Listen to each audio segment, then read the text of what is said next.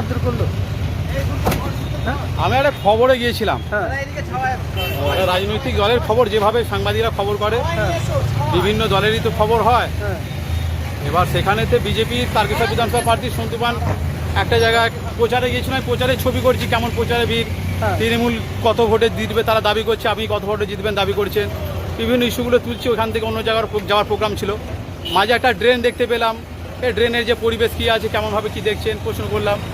এলাকার একজন বেশ কয়েকজন শাসক দলের কিছু কর্মী সমর্থক তারা এলো, অনেককে আমি চিনি না, সবাইকে ভালোভাবে নাম জানি না, তারা এসে আমাকে মানে এক প্রকার বলা হয় হেনস্থা, যে আমি বিজেপি দালালি করছি বলা হচ্ছে। আমি তাকে প্রশ্ন করলাম যে আপনার যে রাজনৈতিক দলটা করেন তাদের সাথে যে সাংবাদিকগুলো ঘুরছে তাহলে তারাও কি দালালি করছে? আমি যদি একজন সাংবাদিক হিসাবে বিজেপির প্রার্থীর সাথে খবর করছি বলে আপনি আমাকে দালাল বলে দিলেন, নিশ্চয়ই আপনার পছন্দের সেই রাজনৈতিক দলের সাথে আমি তাদের প্রচারে আমি যাইনি, তাহলে আপনার প্রচারে যদি কাল থেকে চলে যায় তাহলে আমি ভালো হয়ে যাব।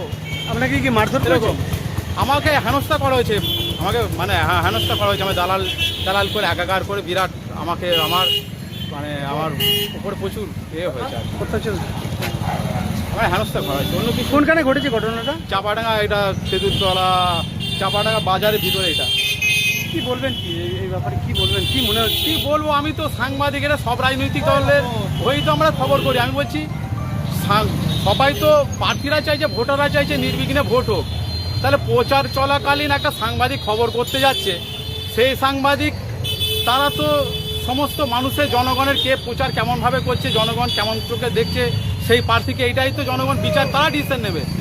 আমাদের এখানে ভূমিকা রাজনৈতিক দলের কর্মীরা আমাদের উপর একটা বা আমার উপর এইসব জিনিসগুলো করবে কেন, আমাদের উপর চড়াটা করবে কেন, এইটা হচ্ছে আমার ভেবে অবাক লাগছে।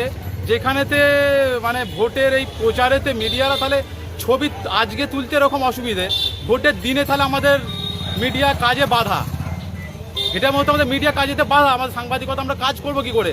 যে কেউ সময় যে কেউ যদি বম মেরে দেয়, আমি যদি এবার থানায় এসেছি আমাকে দেখে কেউ, আমি আজকে দাবি রাখছি, আজকের দিন, আজকে কত তারিখ হচ্ছে, 19 তারিখ সম্ভবত, 18 কি এটা 18ই এপ্রিল, আজকের দিনে তারকেশ্বর থানায় আমি আছি। আমি অন্য থানার বিধানসভার ছেলে, আমি পশ্চিমবাংলার ছেলে, আমি একজন সাংবাদিক, 2010 সাল থেকে আমি চাকরি করছি, বিভিন্ন চ্যানেলে আমি কাজ করেছি। চ্যাংড়া আমাকে আংবাং ভেবে নেওয়া হয়েছে নাকি? আমি একদম ফেগলু মাল হয়ে গেছি?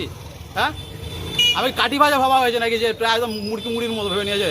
10 সাল থেকে আছি, আজকে 2026, আজ 18 তারিখ, এইটা আজকের দিন থেকে ভোটের দিন আরও 2 বছর সময় নেবো।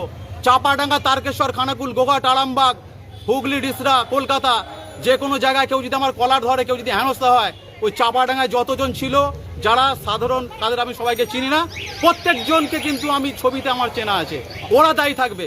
আমার ক্ষেত্রে কোনো কিছু ঘটনা যদি হয় আমি জানবো ওরা করিয়েছে, কেন আমাকে তো হুমকি দেওয়া হচ্ছে যে তুমি এই জিনিসগুলো হচ্ছে, এই জিনিসগুলো টোটালটাই হচ্ছে। দেখুন দাদা, চিনি ঠিক আছে, আমি সাংবাদিক ঠিক আছে, আমি তো সেখানে তো আমিও তো প্রশ্ন করলাম, আমি তো তাদেরকে প্রশ্ন দিয়েছিলাম যে আপনাদের কি বক্তব্য আমাকে নিয়ে আছে বলুন। আমাকে বললো দালাল, তুমি কার টাকা খেয়েছো, হ্যাঁ তুমি চটি চাটা, আমাকে যা কিছু, আমি তো নিজে কিছু বলিনি, আমি তো বক্তব্যটা কেটে দিতে পারতাম, তাহলে আমি আমার ফেসবুকে যান না। আপনি কি পানঘাটির আশঙ্কা করছেন? আমি মনে করছি এই সময়টা যা চলছে, যে কোনো সময়তে যে কোনো জায়গায় যদি কেউ যদি আক্রমণ করে, যা এটা জানতে হবে এটা উদ্দেশ্য প্রণোদিত। আমি কিছু আর আমি বলতে চাই না। কি নাম আপনার? আমি একটা ট্রেনের ছবিও আমি দেখিয়েছি, আমার নাম কমলেন্দু পোড়েল, আমি নেশন টাইমসের আমি রিপোর্টার, আমি হুগলি জেলা এলাকায় আমি কাজ করি। আবার বলছে তুমি চাপাডাঙ্গা এসেছো কেন, তারকেশ্বর এসছো কেন? আমি দিল্লি যাব, দিল্লি যে খবর করব, আমি আমেরিকায় যাব ক্ষমতা থাকলে, সেইখানে যে খবর করব, যেখানে যাব সেখানে খবর করব, দিন রাত খবর করব। আমাকে জায়গা এরিয়া ভাগ করে দিতে হবে নাকি একবারে? আর নমস্কার ঠেকা দেবো, আমি সকালবেলা ফোন করব, দাদা ঘর থেকে বেরোলাম খবর করতে যাচ্ছি, হ্যাঁ আমি তাদেরকে আমি বলে যাবো যে আজকে বেরোচ্ছি, আজকে ঘরে ঢুকছি, একটু দেখো গো, যখন খুশি যেখানে খুশি আমি যাব খবর করব, আমার স্বাধীনতা। তাহলে গণতন্ত্রের চতুর্থ স্তম্ভ অন্য লোককে বসতে পারতো তো? এত কিছু চেঞ্জ হচ্ছে, সংবিধানের একটু রদবদল হচ্ছে, নতুন আপডেটেশন হচ্ছে, দেশ পরিস্থিতি অনুযায়ী অনেক কিছু প্রোটোকল চেঞ্জ করতে হচ্ছে, সরকারকে ভাবতে হচ্ছে। তাহলে গণতন্ত্রের চতুর্থ স্তম্ভ না বলে চতুর্থ স্তম্ভ অন্য কাউকে বসিয়ে দেওয়া হোক, একটা মুদিখানা দোকানওয়ালা গণতন্ত্রের চতুর্থ স্তম্ভ, নাহলে একজন অন্যজন ব্যক্তি গণতন্ত্রের চতুর্থ স্তম্ভ। আর চতুর্থ স্তম্ভ আমি তাদের সাথে যাইনি বলে আমি দালাল হয়ে গেলাম, আমি কালকে তোমাদের সাথে যাব না, আমি ঘর থেকে মুড়ি বেঁধে নিয়ে তোমাদের সাথে আমি ঘুরবো, আপনি তাহলে কি- আমি আর তাহলে দালাল হবো না নাকি? আপনি কি থানায় কোনো অভিযোগ করবেন? আমি এসেছি থানাকে, আমি বিষয়টা আমি জানাই।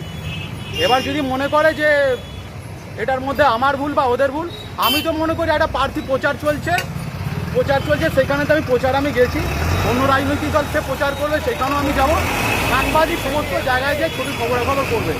এই খবরে যে কোনো রাজনৈতিক দল যদি ফেসিলিটি পায়, কোনো রাজনৈতিক দল সে যদি চাপে পড়ে, সেটা তাদের বাহ্যিক ব্যাপার, তাতে আমাদের কোনো সমস্যা হওয়ার কথা নয় বা তাদের সেটা ভাবার কথা নয়।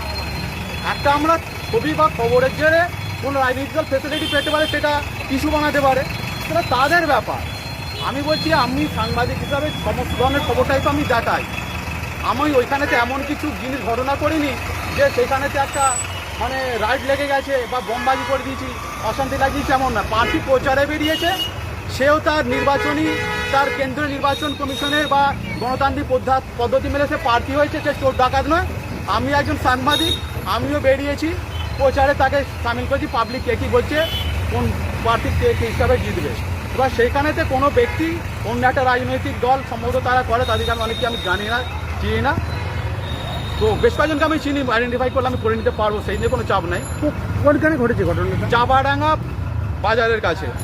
আমি বলে যাচ্ছি, আজকে যে জিনিসটা এটা ঘটছে, সাংবাদিকদের ওপরে কিন্তু এটা হিসেব মতো একটা প্রচ্ছন্ন হুমকি। আগামী দিনে দেখে